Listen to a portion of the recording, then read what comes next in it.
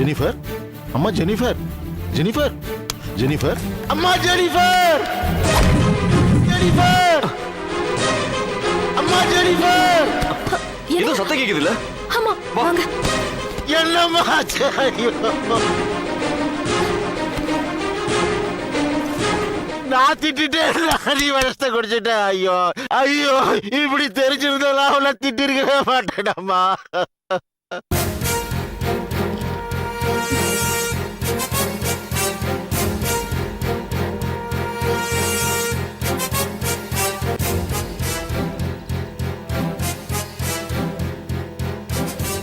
படுவாய் படுவாய், ஒன்ன போய் திட்டாளா? அம்மா அம்மா, எனக்கு யாரு?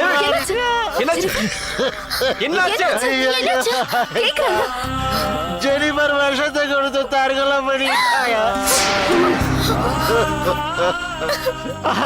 என்ன விட்டுட்டு போயிட்டா.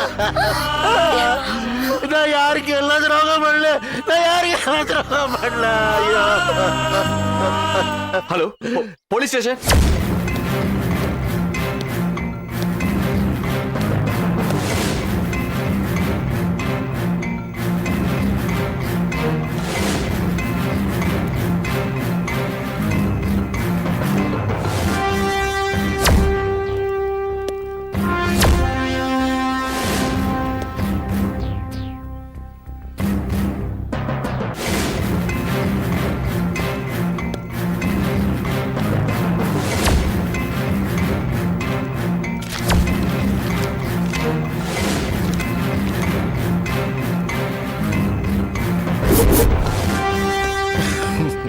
உங்க ஸ்டேட்மெண்ட் படி அந்த பொண்ணு நேத்து காலையில அவங்க அப்பாவுக்கு விஷயம் தெரிஞ்சதும் அப்செட் ஆயிட்டா. அப்படி அப்செட் ஆன பொண்ண விரத்தில உடைஞ்சு போயிருக்கிற பொண்ண வீட்டுல இப்படி தனியா விட்டு போலாமா? சாரி இன்ஸ்பெக்டர், இதுல என்னோட தப்பு இருக்கு. எங்க வீட்டை பொறுத்த வரைக்கும் கம்பெனி வேலையாகட்டும் வீட்டு வேலையாகட்டும் டேவிட் கிட்ட தான் சொல்லுவோம்.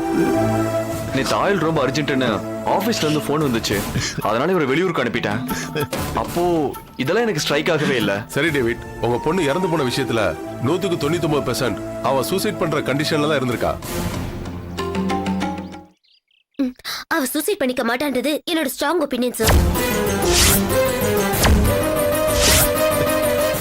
ஏமா அப்படி சொல்ற? எங்க காலேஜ் பொறுத்த வரைக்கும் நெகட்டிவ் தாட்ஸ் உள்ளவங்க பாசிட்டிவ் தாட்ஸ் உள்ளவங்கன்னு ஒரு சர்வே எடுத்தோம் சார். அந்த சர்வேல ஜெனிஃபர் தான் நம்பர் 1. அந்த மாதிரி மார்க் வாங்கினவங்களா தற்கொலை எல்லாம் பண்ணிக்க மாட்டாங்க சார். அந்த பொண்ணோட கேரக்டர் எப்படி இருந்துச்சு? அவ ரொம்ப நல்ல பொண்ணு சார். உங்க ஒப்பீனியன் மிஸ்ஸஸ் ரேணுகா? அவ ரொம்ப புத்திசாலி பொண்ணுதான் சார். ஒருத்தர்கிட்ட ஏமாந்து இந்த மாதிரி முடிவு ஏன் எடுத்தானே எனக்கு புரியல. ஓஹோ, உங்க பொண்ணு கவிதை எழுதுவாளா? எழுதுவா சார். அதான் போலீஸ்க்கு லெட்டரை கவிதை மாதிரி எழுதியிருக்கா. சார், அவருக்கு ஃப்ரெண்ட்ஸ்ன்னு யாருமே இல்லை. இன்ஸ்பெக்டர், இந்த மாதிரி பொம்பளை பசங்களோட வாழ்க்கையை கெடுக்கிறவங்கள கண்டிப்பா நீங்க தண்டிச்சுதான் ஆகணும். ஏய் ஒரு நான் இன்ஸ்பெக்டர் கிட்ட போனை கொடுக்கறேன், நீ அவர்கிட்ட அட்ரஸ் சொல்லு. சார், ஜெனிஃபர் பின்னாடி ஒரு பையன் ஃபாலோ பண்ணிருக்கான், அவன் வீடு ஆவடியில இருக்கான். நீங்க அவனோட அட்ரஸ் கலெக்ட் பண்ணிக்கோங்க. ஹலோ, சொல்லுங்க. நம்பர் 18 மாரியம்மன் கோவில் street, Avadi.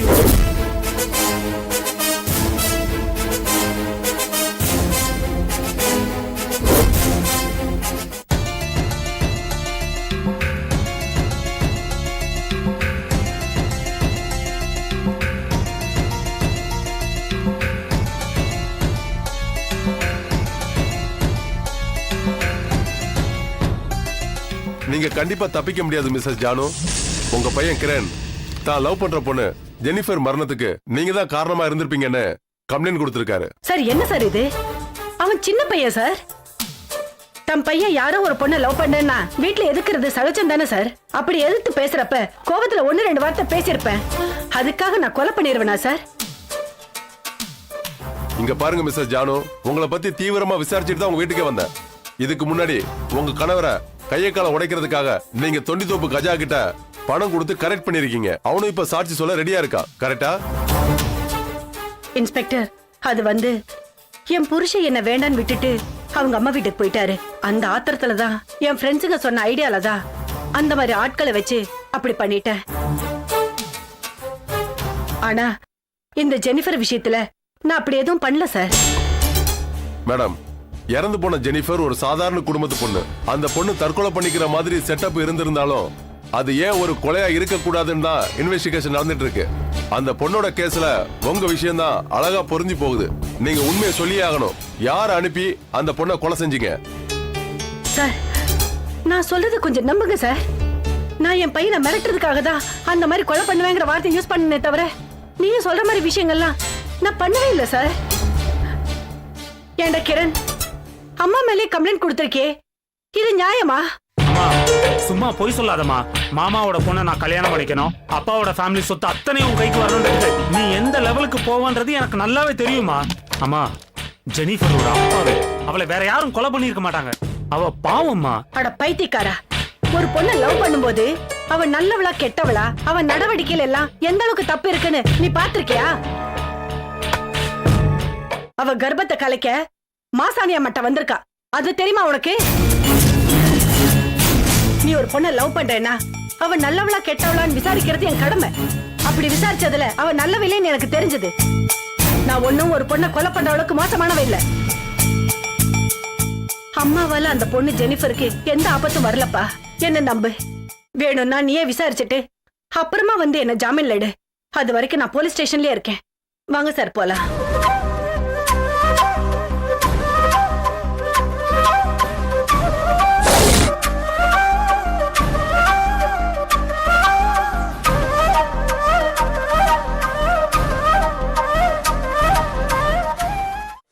Why this Kolaveri Kolaveri கொலவரிடி. என்னங்க, ஆ ட்ரெஸ் இங்க பெட் மேல வைக்கிறேன். சரி வச்சுட்டு போ, வந்துடுறேன். ஆம்.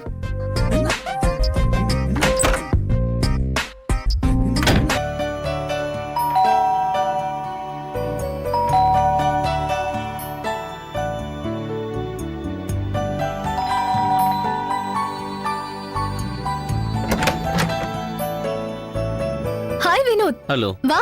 ஆ. எப்படி இருக்க? நல்லா இருக்கேன். உள்ள வா. உட்காரு. எங்க அவரு? வீட்ல இருக்காரா? இருக்காரு, குளிச்சிட்டு இருக்காரு. இப்ப வந்துருவாரு, உட்காரு. அப்புறம் உன்னை பார்த்து ரொம்ப நாள் ஆச்சு, திடீர்னு இந்த பக்கம்? பக்கத்துல ஒரு பேஷண்ட பார்க்கலான்னு வந்தேன். சரி, உன்னையும் பார்த்து ரொம்ப நாள் ஆச்சே, அதான் பார்த்துட்டு போலான்னு வந்தேன். ஹாய் வினோத். ஆ எப்படி இருக்கீங்க? நான் நல்லா இருக்கேன். அப்புறம் ஷேட் ரொம்ப பிரமாதமா இருக்கு. எங்கடா எடுத்த?